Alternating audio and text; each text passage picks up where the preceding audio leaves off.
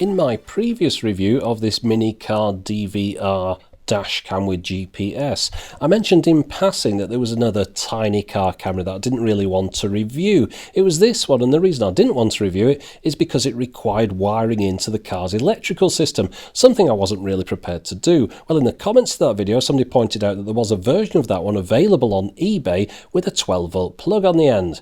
So I went ahead and found it and ordered one, and I thought it'd be a good thing to review. It only cost me £25 or thereabouts, delivered from Hong Kong.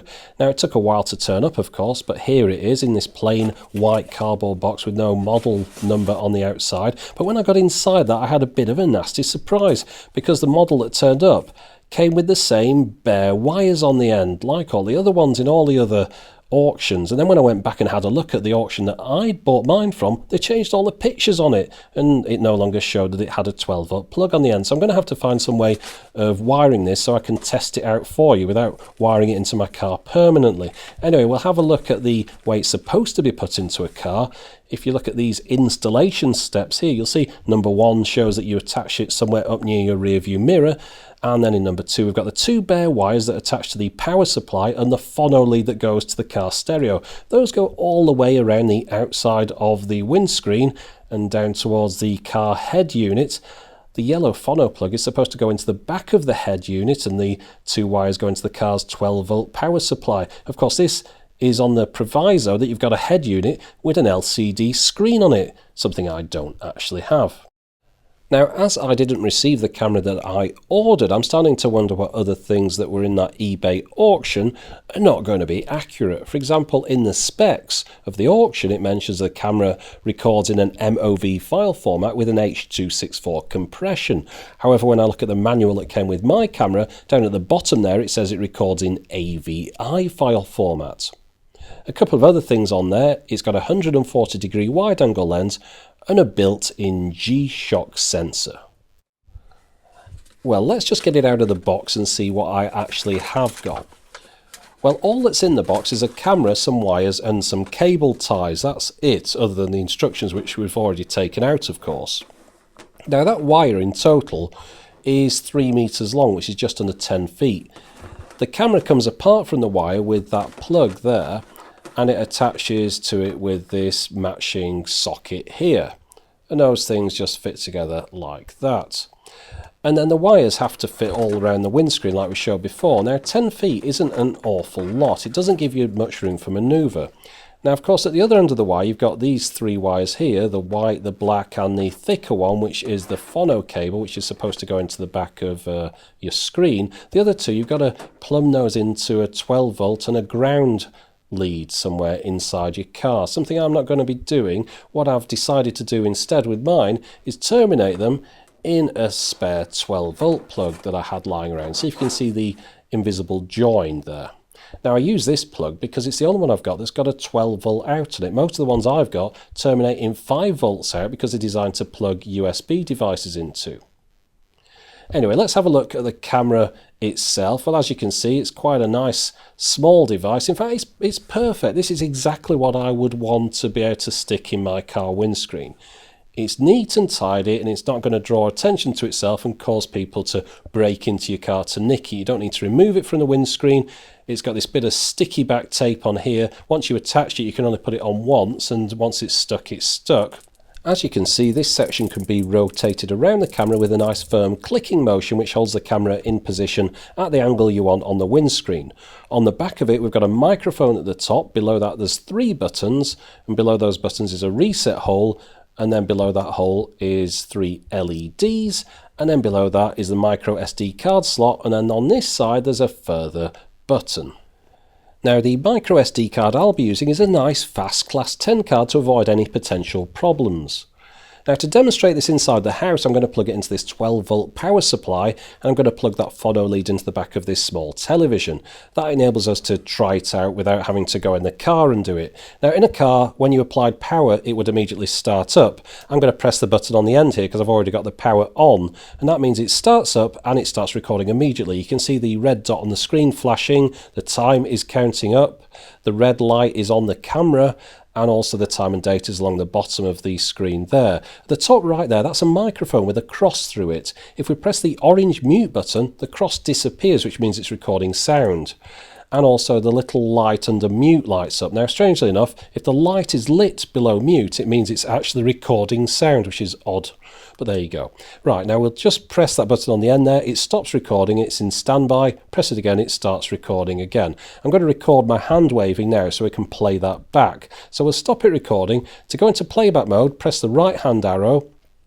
And now that we're in the playback mode, we can jump forward and back through any of the clips that we've recorded by pressing the left and right arrows and play them by pressing the orange button. And there you go, that's a clip I've just recorded. And if you really wanted to, you could play that backwards by pressing play and then pressing the left arrow, which plays it in reverse. Now, when the camera is in the playback mode, there's a small green LED lit below the word play. There are a couple of other things the camera will do. Not much, but I'll show you what they are. If you put it into the record standby mode by pressing the left button and then hold down the left arrow for a few seconds, that formats the card inside the camera. Might be useful if you want to erase all the footage on the camera whilst you're sat inside the car.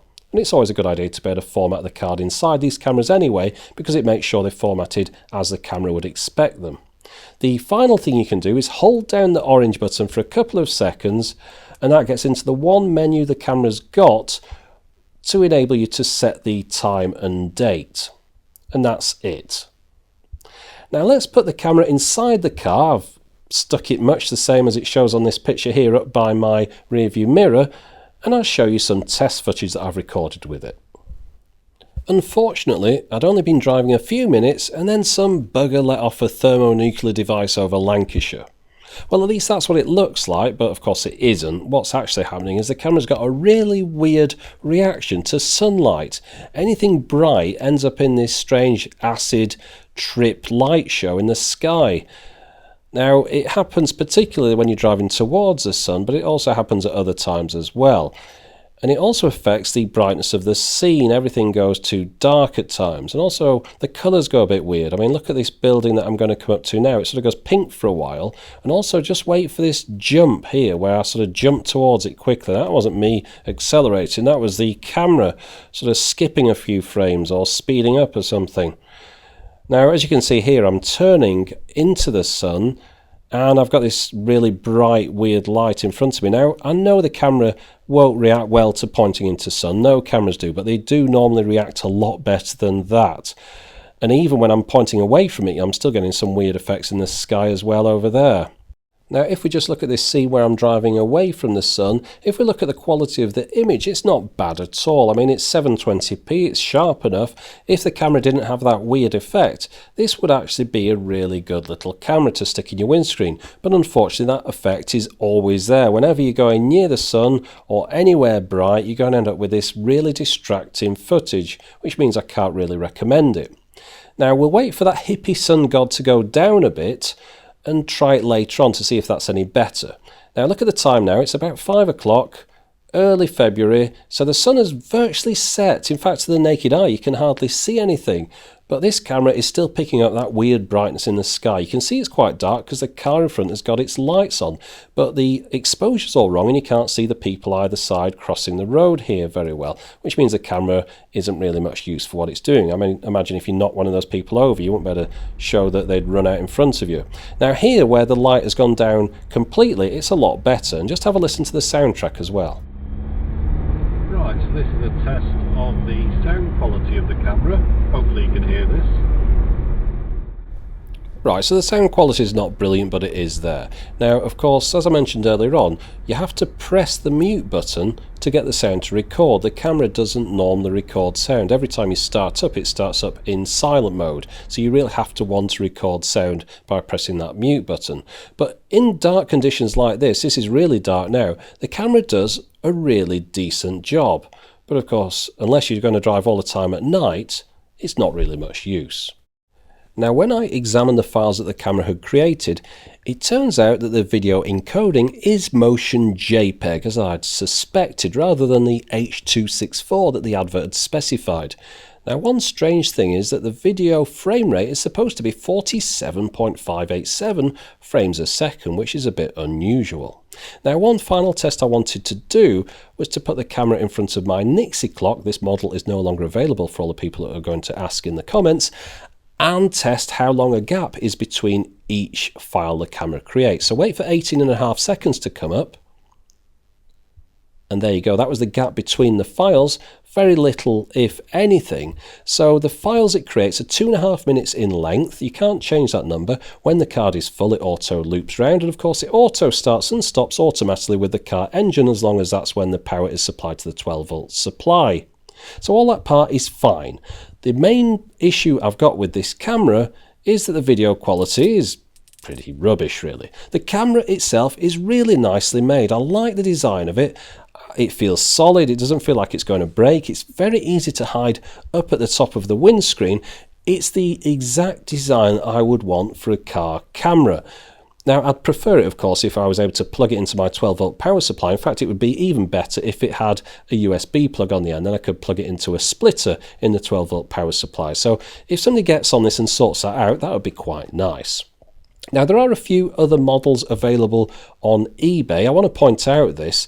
There's the original one, which had an orange button on the end. That was standard definition. Then the one that I've got, which has this black button on the end. There's one with Chinese writing above those LEDs. And then this is the model I've got. Look how it says mic at the top, and then look at this one. It's got a picture of a mic, and the reset hole is now a reset button, and the LEDs are smaller, and it's got a flippy switch on it as well. So there's a load of different models around. There's one that's supposed to have on-screen displays like this that would display, of course, on your car stereo. So if you're going to buy one of these, I don't know what you're going to get. It's a bit of a lucky dip, but hopefully you won't get the one that I ended up with. Anyway, for the moment, thanks for watching.